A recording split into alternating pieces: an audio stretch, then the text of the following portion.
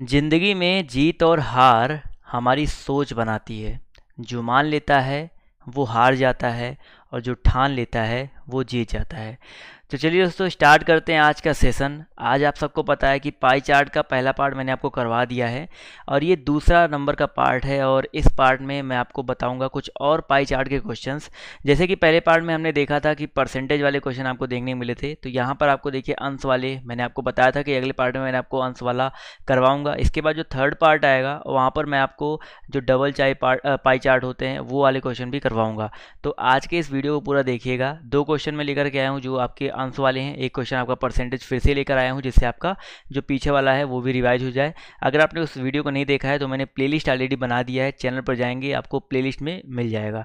तो चलिए स्टार्ट करते हैं आज के सेशन को। तो आज का जो पहला क्वेश्चन आपको यहाँ पर दिख रहा है ऊपर की साइड में, ये देख सकते हैं। निर्देश दिया गया है कि नीचे दिए गए पाई चार्ट एक परीक्षा में किसी विद्यार्थी द्वारा प्राप्त अंकों को दर्शाता है। और कह रहा है यदि विद्यार्थी द्वारा परीक्षा में प्राप्त कुल अंक, याद रखिएगा कुल अंक कितना दिया गया आपका 540 हो, तो इस पाई चार्ट पर आधारित प्रश्नों के उत्तर देना है आपको। समझ में आ गया ना? तो एक चीज़ याद रखिएगा, कुल अंक कितना दिया गया आपको 540। और एक चीज़ याद रखिएगा, जब भी जैसे मैंने आपको बताया था कि जो परसेंटेज होता है वो आपका 100% होता है, और पाई चार्ट में जो ये आपके अंश होते हैं इन सभी का योग हमेशा याद रखिएगा कितना होता है, 360 अंश। यानी कि एक चीज़ क्लियर है कि पाई चार्ट में जो आपका 360 अंश होता है वो आपके 100% के क्या होता है, बराबर होता है। ये चीज़ हमेशा याद रखिएगा, 360 अंश जो होता है वो आपका 100% के क्या होता है, बराबर होता है। ये चीज़ हमेशा अपने दिमाग में रखिएगा। अब इसी चीज़ को दिमाग में रखते हुए हम लोग क्वेश्चन को आगे लगाएंगे और देखेंगे किस तरह से क्वेश्चन आपके पूछे गए हैं और किस तरह से हम उनको लगाते हैं। तो पहला क्वेश्चन देखिए, बहुत ही आसान क्वेश्चन आपके सामने क्या कह रहा है कि विद्यार्थी ने किस विषय में 105 अंक अर्जित किए। अब एक बात बताइए, अभी हमें यहाँ पर दिया गया है कि कुल अंक कितना है आपका 540 अंक है। यानी कि यहाँ पर आपका कुल अंक जो होगा अंश में दिया गया है, तो कुल अंक अभी हमने आपको बताया कि अंश में कुल कितना होता है 360 अंश। तो आपका क्वेश्चन में 360 अंश जो दिया गया है वो 540 नंबर के बराबर दिया गया है ना। हमको क्या कह रहा है कि 105 अंक किसके बराबर होगा, या इसी को आप उल्टा भी लिख सकते हो, क्योंकि हमें अंक से आपको अंश निकालना है। तो 105 जो है आपको निकालना है कितने अंश के बराबर होगा या किस विषय के बराबर होगा। अगर अंश निकल आएगा तो आपका विषय भी आ जाएगा। क्वेश्चन क्लियर है ना? क्वेश्चन समझ में आ गया ना? अब देखिए लगाएंगे कैसे।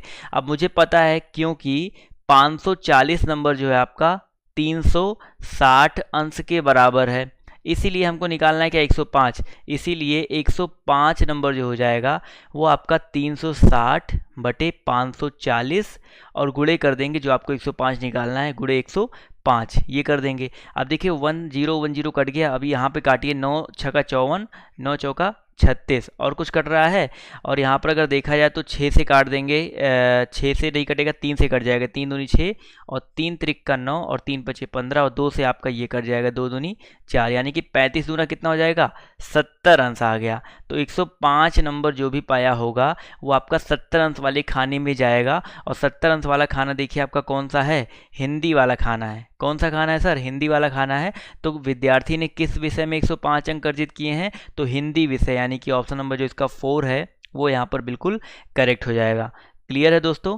क्लियर हो रहा है अगर आपको तो प्लीज़ वीडियो को लाइक कीजिएगा, और नीचे सब्सक्राइब का बटन दिया गया होगा, सब्सक्राइब कर लो, जिससे जब भी मैं कोई वीडियो अपलोड करूँ तो आपको नोटिफिकेशन जो है वो मिलता रहे। चलिए आते हैं सेकंड नंबर क्वेश्चन पर। तो क्वेश्चन नंबर 2 देखिए यहाँ पर क्या कह रहा है कि विज्ञान विषय के लिए संगत केंद्रीय कोण कितना है। अब देखिए विज्ञान विषय के लिए आपको क्या बताना है, संगत केंद्रीय कोण। अब विज्ञान विषय यहाँ पर है, देखिए यहाँ पर विज्ञान विषय का हमको नहीं पता है। अब आपको क्या करना है, हमने बताया ना कि टोटल का जो योग होता है वो 360 के बराबर होता है। यानी कि इन सभी को जोड़ने पर, विज्ञान को लेकर के इन सभी को जोड़ने पर जो भी आएगा 360 के बराबर आएगा। तो थोड़ी देर के लिए मान लेते हैं विज्ञान आपका कितना है, यक्स है। तो सबको जोड़िए, कितना हो जाएगा भाई, 9 5 14, सॉरी यहाँ पर 5 आएगा पहले, इसके बाद यहाँ पर आ जाएगा 9 5 14, 14 6 20 और 7 27, तो 275 आ गया। और 275 आपका आ गया, ये देखिए इतने का योग आ गया। अभी इतने का योग 275 आया। हमको इस यक्स का मान निकालना है, इस एक्स का मान निकालना होगा। तो मुझे पता है टोटल आपका 360 360 है, तो इस विज्ञान वाले का मान कितना आ जाएगा। अगर विज्ञान वाले का मान निकालेंगे तो पूरे में से जो बचा है उसको घटा दीजिए, 360 में से आप 275 को आप घटा दीजिए। तो घटाएंगे कितना आ जाएगा भाई, 10 में से 5 गया, 5 और यहाँ पर 15 में से 7 गया आपका 8, तो 85 डिग्री आपका जो आंसर है वो आ जाएगा। तो यहाँ पर थोड़ा सा एक बार देख लीजिए, यहाँ पर थोड़ा सा मेरे से मिस्टेक हो गया था। यहाँ पर ये हुआ था भाई 5 और 5, यहाँ पर मैंने 10 नहीं जोड़ा था, तो यहाँ पर 10 हो जाएगा और यहाँ पर फिर से यहाँ पर 8 आ जाएगा। चलिए 280 घटा दीजिए, ये थोड़ा सा मेरे से मिस्टेक हो गया, तो आपको ये मिस्टेक नहीं करना है। तो जब 360 में से 280 को घटाएंगे तो आपका कितना आ जाएगा, ये काट दीजिए, आपका आ जाएगा 16 में से 8 गया 8, यानी कि आपका 80 अंश आ जाएगा। तो आपका जो ऑप्शन नंबर जो इसका बी है वो यहाँ पर करेक्ट हो जाएगा। क्लियर है सर, क्या करना था? तो जोड़ना घटाना थोड़ा सा दिमाग आपको खोल करके रखना है, कभी कभी गलती हो जाती है, इंसान मैं भी हूँ। तो यहाँ पर 80 अंश जो है यहाँ पर करेक्ट हो जाएगा। क्लियर है, क्या करना था? 360 पूरा आपका होता है, उसमें से मैंने जितना था उसको घटा दिया है। अब क्वेश्चन नंबर देखिए 3 आपसे यहाँ पर कह रहा है कि विद्यार्थी ने विज्ञान में कितने अंक प्राप्त किए। अब विद्यार्थी जो है विज्ञान में अभी हमने निकाला कि विज्ञान में कितना अंश है आपका, 80 अंश है। अभी आपको पता है कि जो 360 अंश टोटल है, अभी कुल अंक, पहले ही क्वेश्चन मैंने आपको एक बार रिपीट करवा दिया है कि जो कुल अंक है आपका कितने अंक का है, 540 अंक का है। यानी कि जो आपका ये 360 अंश होगा ये 540 अंक के बराबर होगा। अब हमसे पूछ रहा है विज्ञान में अभी हमने निकाला 80 अंश, विज्ञान में क्या निकाला 80 अंश, तो ये 80 अंश किसके बराबर होगा? तो क्या करना, वही 540 बटे करेंगे 360 और गुणे कर देंगे दोस्तों हम लोग 80 कर देंगे। इसी को सॉल्व कर लीजिए, देखिए 1 0 से 1 0 कट गया आपका, और यहाँ पर 9 चौका 36 और 9 छक्का 54 और 4 दूनी 8, यानी कि 20 छक्का कितना आ जाएगा, 120। आप किसी तरह से जैसे आप कैलकुलेशन फास्ट कर सकते हो आप उस हिसाब से कर सकते हैं। तो 120 यहाँ पर नंबर जो ऑप्शन नंबर बी है वो यहाँ पर करेक्ट हो जाएगा। क्लियर है ना? तो देखिए अंश वाले में और आपके परसेंटेज वाले में क्या डिफरेंस है वो चीज़ समझ में आ रहा है ना, बस वही समझाने के लिए ये पार्ट मैंने आपके लिए बनाया है। अगला क्वेश्चन देखिए आपका यहाँ पर इसी से रिलेटेड क्या कह रहा है, ध्यान से देखिएगा। कह रहा है कि विद्यार्थी ने हिंदी की तुलना में गणित में कितने अंक अधिक प्राप्त किए। तो भाई हिंदी की तुलना में देखिए, हिंदी में कितना आपका है 70 और गणित में कितना है आपका 90, यानी कि कितने अंश अधिक प्राप्त किए हैं, 20 अंश, यानी कि 20 अंश अभी अधिक प्राप्त किए हैं। तो कह रहा कितने अंक अधिक प्राप्त किए, तो कैसे निकालेंगे अंक? देखिए अभी हमको पता है कि 360 डिग्री बराबर 540 नंबर, तो हमें 20 अंश का मान निकालना है। तो 20 अंश का मान कैसे निकालेंगे, देखिए वही सेम फंडा सब में लगाना है, 540 बटे 360 करेंगे, गुणे कितना कर देंगे 20, नहीं तो आप लोग यहाँ पर ऐसे 20 निकाल कर 20 पर टिक कर देते तो आपका गलत हो जाता।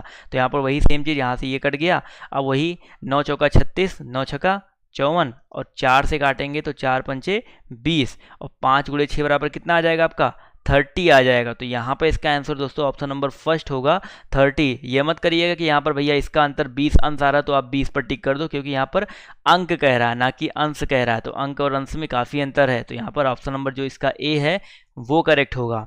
क्लियर है दोस्तों?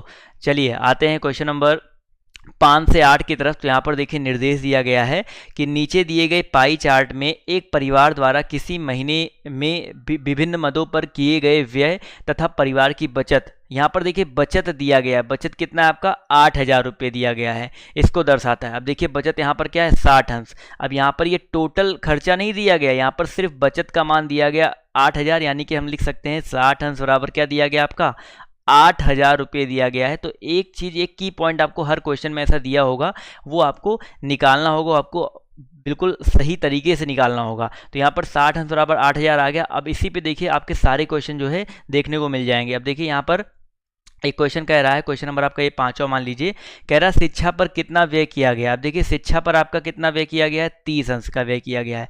अभी हमने बताया कि 60 अंश बराबर आपका कितने के बराबर है 8,000 के बराबर है, यानी कि अगर आपका 60 अंश जो है 8,000 के बराबर है तो बताइए 30 अंश यानी कि उसका आधा ही तो हो गया, तो इसका 8,000 का आधा कितना हो जाएगा 4,000 रुपये। तो बताइए कितना सेकंड लगा आपको इस क्वेश्चन को लगाने में, 2 से 3 सेकंड लगा कि नहीं लगा। तो आपका ऑप्शन नंबर जो इसका 3 वाला है वो यहाँ पर क्या हो जाएगा करेक्ट हो जाएगा। क्लियर है सर? चलिए आते हैं अगले क्वेश्चन की तरफ। तो अगला क्वेश्चन देखिए आपका क्वेश्चन नंबर 6 कह रहा है कि भोजन पर किए गए व्यय का बचत से अनुपात। तो देखिए हमेशा याद रखिएगा, आपको जरूरी नहीं है कि आप पूरा उसको मान निकालो फिर अनुपात निकालो। अंश में या परसेंटेज में, अगर आपका परसेंटेज दिया हो या अंश दिया हो तो सीधे सीधे उन्हीं का अनुपात जो होगा वो आपका उनके एक्चुअल अनुपात के बराबर होगा। तो भोजन पर देखिए कितने का व्यय हो रहा है, 120 का व्यय हो रहा है, 120 अंश का व्यय हो रहा है। अनुपात निकालना है इसका व्यय से, तो व्यय सॉरी भोजन पर किया गया व्यय बचत से अनुपात निकालना है। बचत कितना आपका 60 अंश है, तो 120 अनुपाते 60 निकालेंगे। देखिए 60 एकम 60, 7 दूना 120, यानी कि 2 अनुपाते कितना आ जाएगा, 1 आ जाएगा। तो यहाँ पर ऑप्शन नंबर जो इसका 2 है वो यहाँ पर बिल्कुल करेक्ट हो जाएगा, 2 अनुपाते 1। अब तो क्लियर है ना, तो यहाँ पर 2 अनुपाते 1 जो है बिल्कुल करेक्ट हो जाएगा। तो ये हो गया भाई आपका ऑप्शन नंबर 2, क्वेश्चन नंबर 6 का करेक्ट आंसर। अब आते हैं क्वेश्चन नंबर 7 की तरफ। तो क्वेश्चन नंबर 7 ध्यान से देखिएगा, कह रहा है परिवार का महीने का कुल व्यय कितना है। अब कुल व्यय कितना है, देखिए बचत आपका अगर 60 अंश है तो व्यय आपका कितने अंश होगा, बचा हुआ 300 अंश, क्योंकि आपका टोटल तो 360 होता है ना। आप इनको जोड़ेंगे भी ना, अगर आप इनको इनको और इनको जोड़िए तो आपका 300 अंश के बराबर आएगा। जोड़ के देख लीजिए, देखिए 5 और 5 10, या 105 और 45 150, 120 और 30 150, और 150 और 150 कितना हो जाएगा 300। तो 300 अंश का मान निकालना है। तो मुझे पता है कि 60 अंश बराबर कितना है, अभी मुझे पता है 60 अंश बराबर आपका दिया गया था 8000, बचत दिया गया था 8000, यानी कि 300 अंश 60 से कितना गुना है। अब देखिए 60 से अगर ये 5 गुना है, क्योंकि 60 का 5 गुना करेंगे तो कितना आएगा 300 आएगा। तो 8000 का 5 गुना कर लो तो 8 पंचे कितना होता है 40,000 रुपये। तो यहाँ पर हम लोग कह सकते हैं कितना आंसर आ जाएगा 40,000। अब देखिए यहाँ पर आपको जब मिल जा रहा है ना उसका उतना गुना है, तो ये वाला भी उतना ही गुना होगा। तो आप ऐसे आसानी से लगा सकते हो। अगर नहीं दिया हो तो आपको वो तरीका जो मैंने बताया है इसके पहले वाले क्वेश्चन में, जैसे कि आपका 60 अंश बराबर कितना है 8000 के दिया गया है। अगर आप नहीं निकालना, मान लीजिए आपका ये गुना इक्वल नहीं आता, तो 300 अंश का मान निकालना होता तो कैसे निकालते, यही 8000 डिवाइड बाई ये ऊपर जो 60 है तो डिवाइड बाई 60 करते और इंटू 300 कर देते, तब भी आपका काटते ये 5 बार जाता और 5 अट्ठे कितना आ जाता 40,000 आता। तो आप किसी भी तरीके से निकाल सकते हो, आपके ऊपर डिपेंड करता है कि आपकी प्रैक्टिस किस पर, आप कहाँ पर दिमाग ज़्यादा लगा पाते हो। और अगर आप इस पर प्रैक्टिस किए हो ना तो इस पर भी जाने की कोशिश कीजिए, क्योंकि यहाँ पर अगर आप इस पर ज़्यादा प्रैक्टिस कर लेंगे तो आपका जो क्वेश्चन है वो आपका और आसान, यानी कि और थोड़ा सा इजी वे में जल्दी आ जाएगा। अब क्वेश्चन नंबर आपका देखिए 8, यहाँ पर क्या कह रहा है कि भोजन पर आवास की तुलना में कितनी अधिक धनराशि व्यय की गई है। भोजन भाई यहाँ पर है 120, आवास कितना है 105, यानी कि भोजन पर आवास की तुलना में देखा जाए तो 120 और 105 में कितने अंश का अंतर है, 15 अंश का अंतर है। तो 15 अंश जो है अधिक धनराशि व्यय किया गया है। अब वही सेम फंडा लगाएंगे, 60 अंश बराबर कितना है आपका 8,000 रुपये है। तो एक बात बताइए, 60 अंश से 15 अंश अगर देखा जाए तो 4 गुना कम है। 4 गुना क्या है, कम है। तो 4 गुना कम है तो 8,000 का 4 गुना कम कितना हो जाएगा, 8,000 बटे 4 करेंगे तो आपका कितना आ जाएगा 2,000 रुपये आ जाएगा। तो यहाँ पर जो इसका करेक्ट आंसर है ऑप्शन नंबर 3 हो जाएगा 2,000 रुपये। क्लियर है, नहीं क्लियर है तो आप इसको इस तरह से भी लगा सकते हो कि 60 अंश बराबर आपका कितना दिया गया है 8,000 दिया गया है, तो आपका 15 अंश बराबर कितने के बराबर होगा, तो 8,000 बटे कितना करना आपको, वही 60 और गुणे कर देना आपको 15, तो 15 चौका 60 और 4 दूनी 8। तो आप दोनों तरीके से लगा सकते हैं, बट आप लोग कोशिश कीजिए ये तरीका, जिससे आपका जो आंसर है वो और जल्दी आ जाए। समझ में आ गया ना। अब चलिए आते हैं क्वेश्चन नंबर 9 से 12 के लिए। यहाँ पर क्या निर्देश दिया गया है, ध्यान से देखिएगा। निर्देश दिया गया है कि यहाँ दिए गया पाई चार्ट एक प्रकाशक द्वारा किसी पुस्तक के उत्पादन तथा बिक्री के सिलसिले में किए गए विभिन्न व्ययों को प्रदर्शित करता है, और पाई चार्ट का अध्ययन कीजिए तथा इस पर आधारित प्रश्नों की संख्या का उत्तर दीजिए। अब यहाँ पर ऐसा कोई भी की पॉइंट नहीं दिया गया है जो हम लोग क्वेश्चन में यूज कर सकें, तो यहाँ पर आप क्वेश्चन ही देखेंगे, जो आपके आगे क्वेश्चन पूछे गए हैं उनको देखेंगे, उनके हिसाब से आंसर देंगे। तो यहाँ पर ये छपाई पर, अब देखिए परसेंटेज में दिया है, परसेंटेज वाला एक क्वेश्चन मैंने यहाँ पर इसलिए डाल दिया है जिससे आपका जो पीछे वाला क्वेश्चन है वो भूलते मत चलो। अब इसी जब मैं अगला लाऊंगा डबल पाई चार्ट वाले, वहाँ पर भी ऐसे आपको एक क्वेश्चन दे दूंगा जिससे आपका पीछे वाला नहीं छूटेगा। अब देखिए अगला यहाँ पर क्या कह रहा है, क्वेश्चन नंबर आपका 9 है। कह रहा है कि यदि छपाई पर व्यय कितना हो, 17,500 हो, तो भुगतान की गई रॉयल्टी कितनी है। अब देखिए छपाई पर व्यय, छपाई यहाँ पर कहाँ पर है, यहाँ पर है। ये छपाई पर कितना व्यय हो रहा है 35%, और 35% किसके बराबर दे दिया गया 17,500 को, यानी कि 35% आपका दे दिया गया है बराबर 17,500 के बराबर दे दिया गया है। तो हमसे पूछ रहा है कि रॉयल्टी पर कितना व्यय होगा, यानी कि 15% किसके बराबर होगा। तो भाई 35% अगर आपका 17,500 बराबर हो तो 15% बराबर क्या आ जाएगा 17,500 बटे करेंगे हम लोग 35 और गुणे कर देंगे हम लोग दोस्तों 15। अब इनको हल कर लीजिए। देखिए मुझे पता है कि 35 पंचे 175 होता है, तो आसानी से काट लेंगे। 35 पंचे 175, यहाँ पर बचा 00 और 15 पचे 75 और डबल जीरो, यानी कि 7,500 रुपये आ गया भाई। रॉयल्टी भुगतान की गई रॉयल्टी जो है आपकी 7,500 रुपये है। तो ऑप्शन नंबर जो इसका 2 है वो यहाँ पर बिल्कुल करेक्ट हो जाएगा। इसी तरह दोस्तों क्वेश्चन नंबर 10 देखिए क्या कह रहा है, ध्यान से देखिएगा। कह रहा है कि छपाई व्यय के लिए त्रिज्य खंड के केंद्रीय कोण की माप क्या है। अब देखिए छपाई व्यय आपका यहाँ पर 35% है, तो 35% का आपका अंश बताना कितने अंश का होगा। तो मुझे पता है कि टोटल आपका 100% होता है और टोटल आपका 360 डिग्री के होता है। तो एक चीज़ आपको पता है कि जो 100% होता है वो आपके 360 अंश के बराबर होता है। ये हर क्वेश्चन में याद रखिएगा, कहीं कभी भी परसेंटेज अंश में चेंज करने का है तो आपको यही चीज़ लगाना है। तो आपको 35% का मान निकालना है। तो 35% बराबर क्या आ जाएगा, ध्यान से देखिएगा, 360 बटे करेंगे 100 और गुणे कर देंगे हम लोग 35। अब देखिए यहाँ पर 1 0 कट गया और 5 सते 35 और 5 दूना 10 और 2 से काटेंगे तो ये जाएगा आपका 18 बार। और 18 गुणे 7 कितना होता है, 126 अंश होता है। तो यहाँ पर देखा जाए तो ऑप्शन नंबर जो इसका फर्स्ट है 126 वो यहाँ पर बिल्कुल करेक्ट हो जाएगा। क्लियर है दोस्तों, बहुत ही आसान क्वेश्चन था। बस आपको जितने भी टाइप है वो मैं आपको टाइप वाइज करा रहा हूँ, जिससे कभी भी आपके पेपर में इस तरह क्वेश्चन आता है तो आप वहाँ पर गलत ना करके आओ। क्वेश्चन नंबर 11 देखिए कह रहा है यहाँ पर, क्वेश्चन नंबर 11 कह रहा है विविध व्यय कागज पर किए गए व्यय से कितने % के बराबर है। अब देखिए यहाँ पर कितना प्रतिशत के बराबर ये निकालना है। तो विविध व्यय कहाँ पर है भाई, विविध व्यय आपका यहाँ पर है, सॉरी यहाँ पर 4 है। तो यहाँ पर कह रहा है जो 4 है वो कागज पर किए गए व्यय के, यानी कि कागज पर कितना व्यय किया गया 10, 4 जो है वो 10 के कितने प्रतिशत के बराबर है। अब देखिए कितने प्रतिशत के बराबर है ये पूछ रहा है। अब यहाँ पर ये नहीं कह रहा कि 4 10 से कितना कम है या 10 4 से कितना ज़्यादा है, ये कुछ नहीं पूछ रहा है, हमसे पूछ रहा है का कितना % है। तो भाई हमने एक बार बताया परसेंटेज इस तरह का क्वेश्चन जब भी आता है तो जिसके आगे के लगा होता है उसको नीचे रखते हैं और जिससे कंपेयर करते हैं उसको ऊपर रखते हैं, यानी कि 4 बटे 10 कर लेंगे, गुणे कर देंगे हम लोग 100।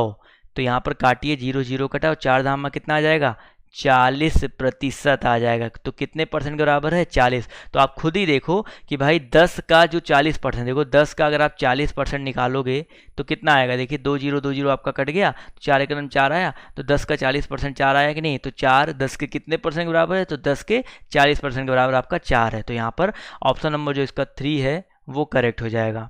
क्लियर है। चलिए आते हैं अगले क्वेश्चन की तरफ।